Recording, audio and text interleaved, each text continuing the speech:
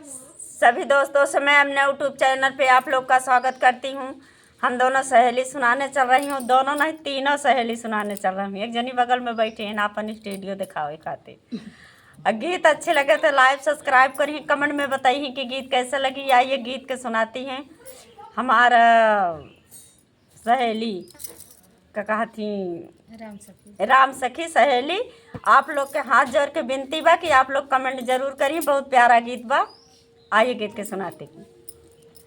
अब राम बीजवाला धनुष कैसे टूटे हमारा, अब